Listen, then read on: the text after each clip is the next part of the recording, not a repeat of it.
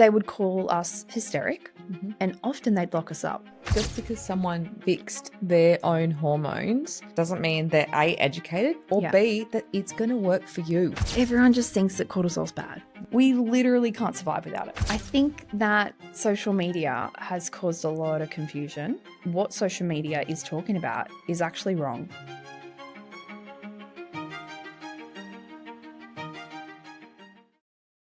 Have we reached a point where women have more hormone information than ever before, but really less clarity than ever before? Absolutely. I think that social media has caused a lot of confusion. And I think a lot of the time what social media is talking about is actually wrong. It's a blessing and a curse. It is. I think for a lot of women have kind of woken up to the fact that, oh, what do you mean? Like this, what I'm experiencing isn't normal. Yeah. And I think that's fabulous, but the confusion is real. Because we don't have a lack of information. That's not the issue. Yeah. It's where that information is A, truthful, and B, applicable to the person. Yes. And then I think that all of that information can cause overload, and that feeds overwhelm. Yes. And that feeds stress and anxiety. And that's not great for hormones either. No, absolutely not. Absolutely not. So why are our hormones being blamed for everything? Why is this trend, happening at the moment? Because maybe it's just an easy out. They say it's the hormones. I think there is a point where so much of what we do does impact our hormones, but then somehow the message has gotten flipped that if so many things can impact our hormones, then therefore our hormones are to blame for everything. You know what it sounds like to me? Have you ever heard the hysteria story? Yeah. Yeah. So whenever you go to a seminar, often about anxiety, depression, psychosis, all of those things in women, they bring up the hysteria story. So whenever we had PMS, whenever we had anxiety, whenever we were a bit stressed out, worried, we are the worriers of the two sexes. Yep. They would call us hysteric, and often they'd lock us up, especially postpartum. So lots of postnatal depression, lots of issues that were untreated, unknown, lock the crazy women up, problem solved. Yeah. Is this the new, version of that? Is this like our modern life version of that? All of my problems are my crazy hormones. I don't know, but I think there's a combination of that. And that's like historically an issue with blaming everything on the hormones. Women are hysterical because they're hormonal. Yep. But I think there's also so many women experiencing symptoms of hormonal imbalance as well. Like, I don't want to discount that. It's a huge issue. We see the rise in endometriosis. We've seen a huge rise in PCOS to the point where recently it's been renamed. Yeah. And I do think, ADHD in women, massive rise in diagnoses. This is great. A lot of health stuff has only ever been done on men. A lot of research, a lot of information. It's all about men. So I guess we're catching up. But hormones are, for us, we're always looking at pieces of the puzzle. Yes. Hormones are just a piece. Yeah. And the puzzle is quite complicated. The puzzle is insane. Well, not insane. She's not crazy. It's true. But the puzzle, until it's put together, I feel like when it's all spread out, it's a bit, hectic. But once we put it together, it makes a beautiful picture. So what do you think is making it worse out there? I think people talking about it that have no idea what they're talking about. Yeah. Especially all props to them, but people who have positioned themselves as some kind of female or hormone influencer with no study. Yeah. Like, I am overqualified for what I do. And I still feel, like I'm not educated enough. We are constantly re-educating ourselves. We are constantly researching. Yeah. You and I have spent the last 5 days reading research papers. Yep. Like, you can't just jump on and be like, this is hormones without the context, without the information, without the research, without the evidence. Yeah. And I'm going to coach women on their hormones. Yeah. Lifestyle coaching and all those kind of things. So we need to be careful about where we get our information from. Yeah. That goes for everything. You know, I've had this exact same chat, I think in another podcast or in an interview, or I've presented it in a seminar about food. Just be careful where you get your information from about food. No, eggs do not cause high cholesterol. That information is wrong. You know, like simple stuff. So I think now we have this like amazing army of young women on social media who truly believe that what they're saying is right. And they're trying to help people. Like, I'm sure the intention for the most part is probably great. But we need to be really careful that that information is factual and that it applies to you. Yeah. Because just because someone like fixed their own hormones doesn't mean they're A, educated to be able to then go and help you with yours, or B, that it's going to work for you. Yeah. We see some of these people even like, you know, in a roundabout way, I'm not going to name names, but they also are starting to create their own treatments. So unfortunately, there's no one really regulating that. No. So we need to be careful about where we get the information, where we buy the things that we think are going to fix this, including supplements. Yeah. I know I saw a treatment plan from a client of mine that was given to her from someone who had done some certifications online and had done some mentoring online, and all the supplements were linked, and they were all from iHerb in the States. And when I looked at it and looked at what she was recommended, I was like, I would never do it like that. Like, because all naturopaths, for example, we all operate a little bit differently. Definitely. So a prescription that I give is probably going to be a bit different to what a prescription Mel would provide. But like in my brain, I would never think to kind of do it this way. And that's really concerning. Yeah. Because I wouldn't do it that way because I wouldn't do it that way. You don't do that. And it's quite concerning to see that out there, because unfortunately that can cause harm. Yeah. So then, okay, so we have the influencers out there.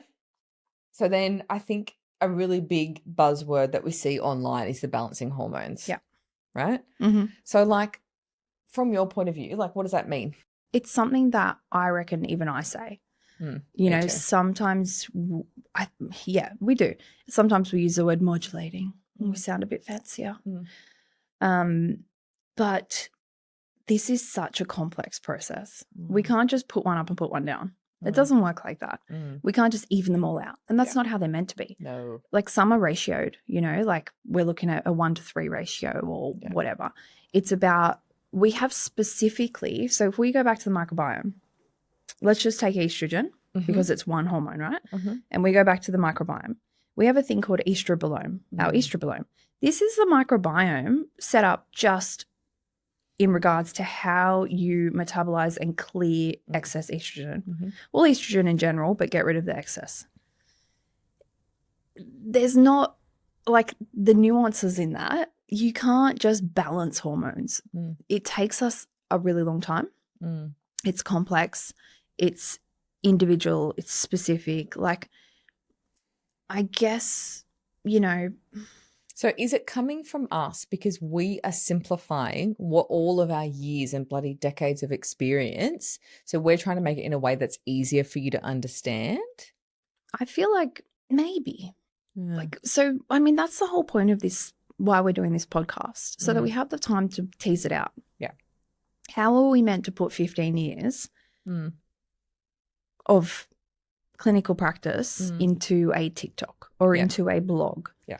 Or even into one consult, or even into 5 consults or 10. Like, you can't do that. I think that I think it comes back to each person needs to put their trust in the right place. So if someone's saying that if you take their raspberry jelly, that's going to balance your hormones, I think we just need to question that. Yeah. It's just common sense. I don't expect anyone to be at a certain level for me to, you know, work with them, like of education or of knowledge in this space or, you know, of anything. But if I'm going to pay someone to do my taxes, I'm just going to check that they're an accredited accountant for tax purposes. If you go see a doctor, you want to make sure that they have a license to practice, that they're a GP. Yeah. Everyone generally, like in other industries, would check. Our industry is messy with the influencers. Yeah. You know, and there's other industries that are messy in there too, but ours is tied in. Yeah. Yeah. But like what they also need to remember is like, I think the way that we explain things to people is also matched by what in a way that we're trying to explain so they understand. Yeah. Like if I have someone that's super switched on and is like a science nerd, loves it, then I'll give it all to her. Yeah. I'll be like, this is exactly what we're doing. Yeah. Like absolutely. let's geek out and like I'll tell you everything. I've apologized and been like, I'm so sorry, is this too much? Like, you know, like this is what I'm super excited. And she's like, no. Yeah. This is great. Like I love it. But for some people, it's too much. Oh yeah. If somebody tried to break down my profit and loss for me in that kind of deal, I'd be like, no, thanks. Yeah. You have to want, like, you know, you don't have to be interested to get benefit. But if you want more, then yeah, we've got it. Yeah, I think that's quite an important distinction to make as well. So, yeah, so balancing hormones, what we're trying to do when we're balancing hormones is to get you at optimal health, right? And as optimal health as we can get you, right? So, you know, if it was that you were having irregular periods, painful periods, you know, really heavy periods, there's a good chance that behind that, your hormones were not doing as they should. So we're trying to get you back into a point where everything is back with the orchestra playing the beautiful classical music that it's supposed to, right? Like that's what we're trying to get you when we say balance your hormones. Yeah. Right? It's not a wishy-washy sort of thing when we understand what's going on behind it. Yeah. You know? So like if we're talking about hormones, I think a big buzz one that we also see a lot is estrogen dominance. Yeah. Right? Yeah. And I've done so many little TikToks on this as well. But I think it is one of the most talked about things in women's health at the moment. And I think that's because of the rise in endo diagnoses and conversations there. But I also think, you know, not this alone, progesterone's probably taken a pretty, you know, getting up there as well. Yeah, for sure. But they're both super oversimplified, like way too oversimplified. Yeah. I think people think it's just like this one thing, but it's so much more complicated than that. And it works on so many different levels in your body. It's like they think it's just like a seesaw, Yeah. not that it's like. And, you know, I'm probably guilty of using that description. The other thing is, even if you had, just coming back to that, a geek in front of you, geeking out, you know, they might be a geek for something else, not necessarily this. Yeah. There's no way we can tell them everything in one consult. Like, we're going to build on it. Yeah. So, yeah, I think it's just super oversimplified. Yes, so people can understand, but I think then there's a misunderstanding. Estrogen itself is not bad. No. We're not saying that it's bad. You need it. Yeah. Bone health, you know, all the things we see as people go into perimenopause and menopause, that is a decline in estrogen. So we need to make sure your bone health is good. You know, we need to make sure that your brain health is good, your cardiovascular health. We see high blood pressure in women who've lost quite a lot of estrogen out of nowhere, so on and so forth. So lots of good stuff. Fertility needs estrogen. Absolutely. But I think what people normally misunderstand with estrogen dominance is what we're talking about is that your estrogen is high relative to other hormones, and especially when kind of compared to progesterone. Not necessarily that you have just really high estrogen, like, you know, pumping around. So sometimes you can have really normal estrogen with this picture, but not enough progesterone as well. Yeah. Is that where you're at? Yeah, for sure. So then if we're talking about estrogen, the other one everybody loves to talk about, which I think almost probably we find a bit harder to cope with, is the cortisol conversation.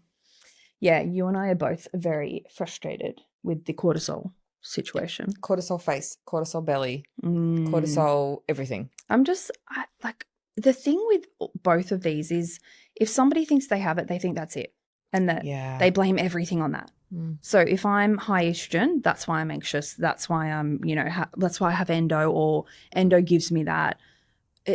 And then if they have the cortisol, everything, it's because of my high cortisol. It's because of my high cortisol. Yeah. And like we said, it's just not that simple. No.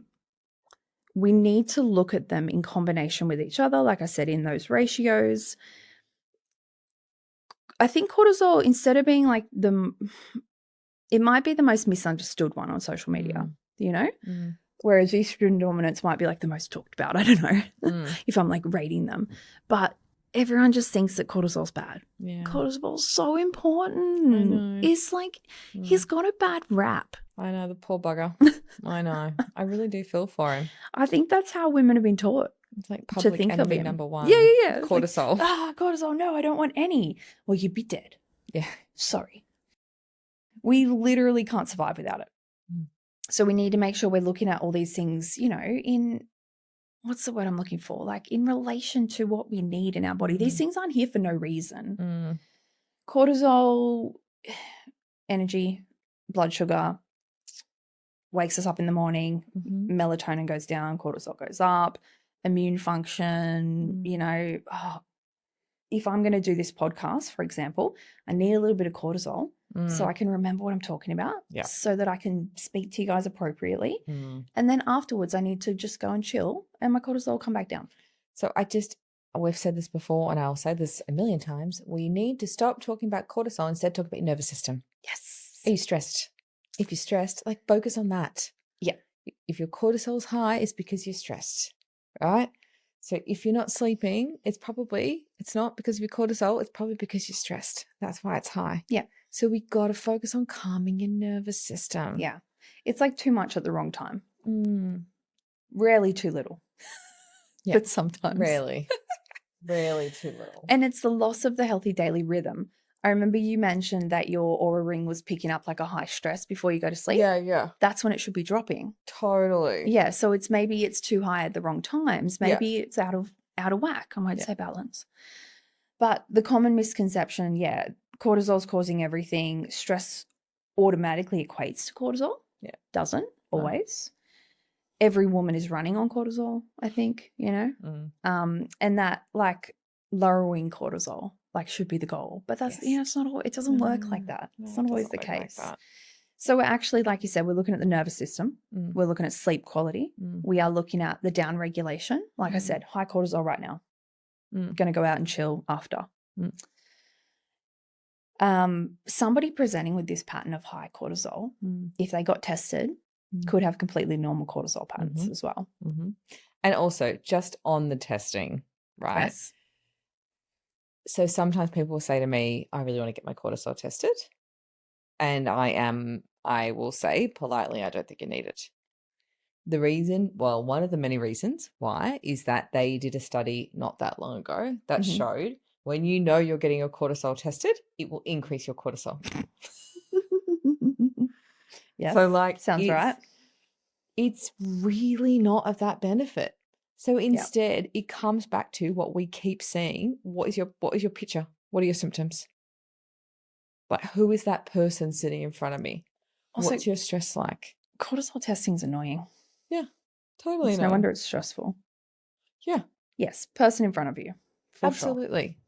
Every single time. And you know what? If you're stressed, the thing about herbs, I feel like I talk about this all the time. The thing about herbs is they don't just do one thing. If you're stressed, I don't really care where your cortisol's at. I'm going to treat you for stress, whether it's cortisol, whether it's nervous system. Our herbs, we might put in one herb and it'll do both. Yeah, we're going to cover it. You know, like sometimes I'll tell my men, I don't need another semen analysis. I'm just going to treat you for all the semen parameters. Yep. And that's like easy to do in a liquid mix because we can customize it. We can put all the herbs in it. It'll just do everything. The herbs have a beautiful way of working, you know, on many different levels. It's like, you know, I always say you get cold sores when you're stressed, right? There's a herb called St. John's wort. It is for stress, anxiety, and it's antiviral. You know, doesn't that just like... I know, it's amazing. Make your heart swell? Yeah, I love that herb. Right, right. So like plants know. You know, like we say it a million times, thousands of years, these plants have been helping humans with their health. they have these inherent properties that complement themselves. Yeah. So if you are stressed and you have high cortisol, whether we get it tested or not, we're going to put in support for that. Yeah, absolutely. To fix it. Yeah, big time. Let's talk about cycle syncing. Mm-hmm. I think that's an interesting one we see quite a lot. So are we bringing up seed syncing or as well? Or Look. seed cycling, yes, cycle syncing. Yeah. Very popular. Very social popular. media. Mm-hmm. Very influencer. Mm-hmm. Is it super necessary? I think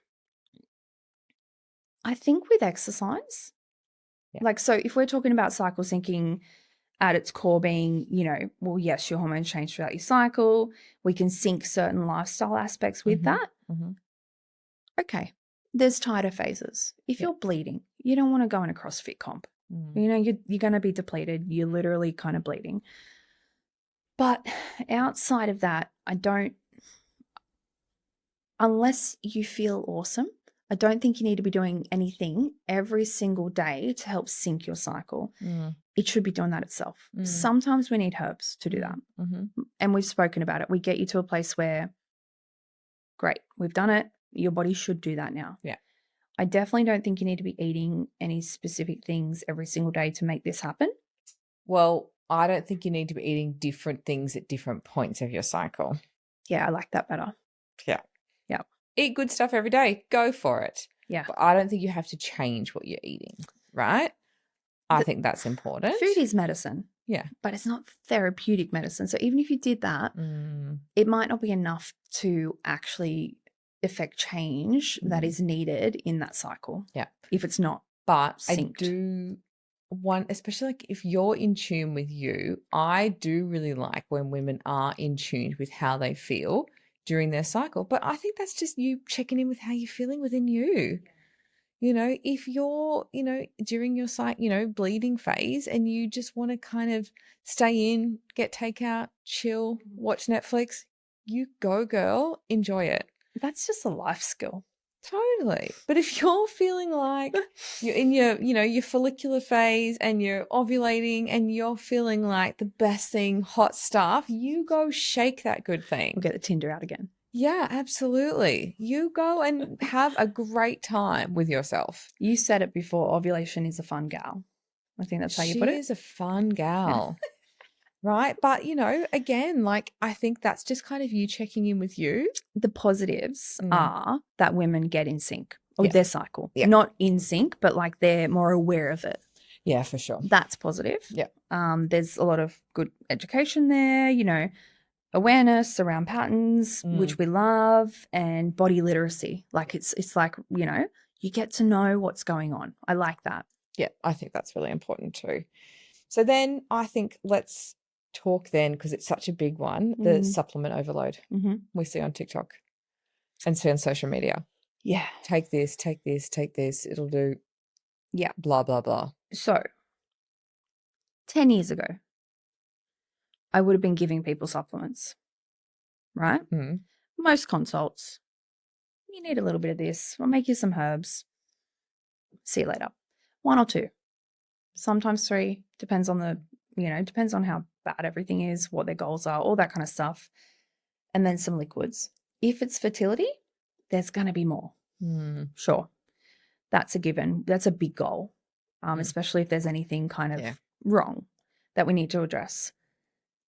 More and more, I'm taking them away.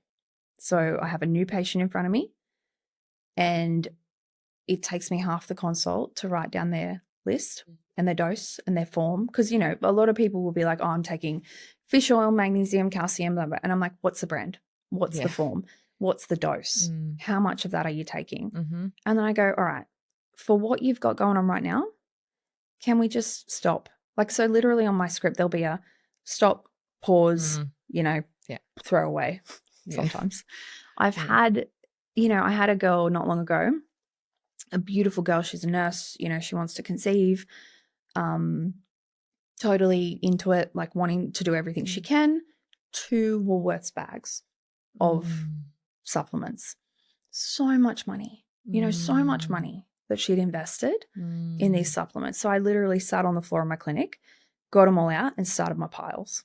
What are we going to keep, put away in the cupboard? Maybe it's for later. What are we going to continue, so on and so forth? I've definitely done that a few times over the years. But what I also noticed, right, is so people will get these, supplement stacks of someone else and their fertility journey on TikTok. Gotcha. They'll take that same stack, right, which, again, there's no personalization. Just because it might have worked for someone doesn't mean it's going to work for you. But the doses are weird. And I'm like, I can see what you're doing, but you're not having enough of that. You're having too much of that. None of them are clinical dosages. That's in the wrong form, maybe. Yeah. I love it when that brand's not that good. It's not going to don't talk do about much. that brand. Sorry. Or those other millions of brands. For sure. I mean, part of our goal in clinic is to reduce that load. That's a new goal. That's something I didn't ever really have to worry about before. But a lot of the time I'm going, how can we reduce this person's load? Their supplement load. Yeah. They don't need that much. I know. There is also the fact that we can reduce their load with our herbs. So we can put quite a lot, one herb does more than one thing, into a liquid herb mix. And I might be able to get rid of half a dozen supplements. I love that about liquid herbs. Love it. There is also the fancy word for mixing powders, compounding. So things that we can compound so that people don't have to take all these different things, and we are huge fans of the powders because to put anything in a capsule is going to cost more. You're going to have to take more because there's only so much room in a capsule. And lots of our therapeutic doses for, achieving a specific goal are quite high. So if there's a powder that we can make them and then they go a teaspoon a day, a teaspoon twice a day, however that looks, that is always going to be my preference. Yeah. This is all the benefits of what happens when you come and see a naturopath. Well, I want to simplify it. I know. I want the right stuff, the right dose. Everyone comes to me, I'm just going to pick on fish oil. Let's pick on fish oil and magnesium. Everyone comes to me on fish oil and magnesium. I'm going to look at, firstly, the form of magnesium. Magnesium's awesome. I want most of my fertility patients to be on it. But there's only really two forms that I use for everything that we want magnesium to do for those people. So most people aren't on those. Are you going to say the forms? I can. There's glycinate, which a lot of people are buying themselves now. There's lots of education there. The next one up is scripted. It's 3 and 8. Oh, okay, right. Which I really like. Yeah. Other than that, I'm probably going to swap them over. Yeah. Even a chelate, I just think we need to go up a level for high-end stuff. That's fine. That's great. Fish oil, for me, couldn't care less. Most of it isn't great quality on the market. If it is great quality, it is super expensive. And it can do a lot. If the morphology comes back low or if I know it's a head defect, I'm going to go fish oil for sure. Or some kind of omega, whether it be fish or algae or whatever. Or I love putting extra stuff in their diet as well. But outside of that, I think for the most part, you have to take so much fish oil that it's really not worth being in the stack for most people.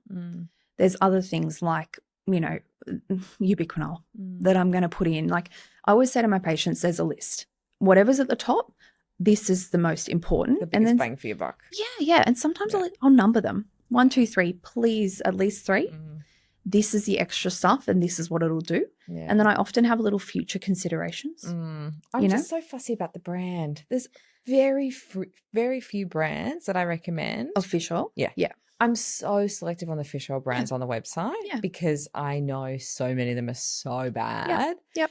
And not only when you look at omega-3, you're looking at the breakdown of EPA, DHA. Yeah. What do we want it to do? So many brands aren't even mentioning that, the cheap ones. Yeah.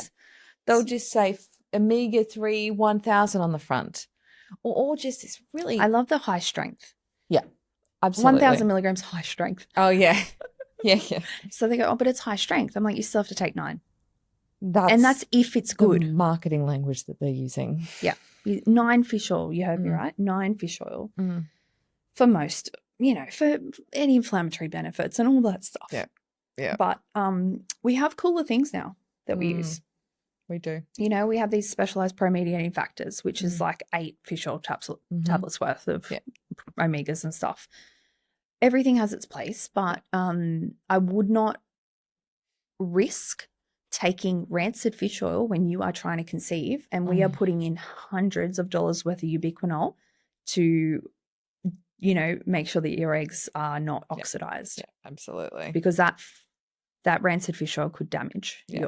No more fish oil from a supermarket, especially or or a chemist generally. Don't take it from the chemist. Yeah, sorry. Sorry, chemist. But yeah, like it's just really important. Yeah.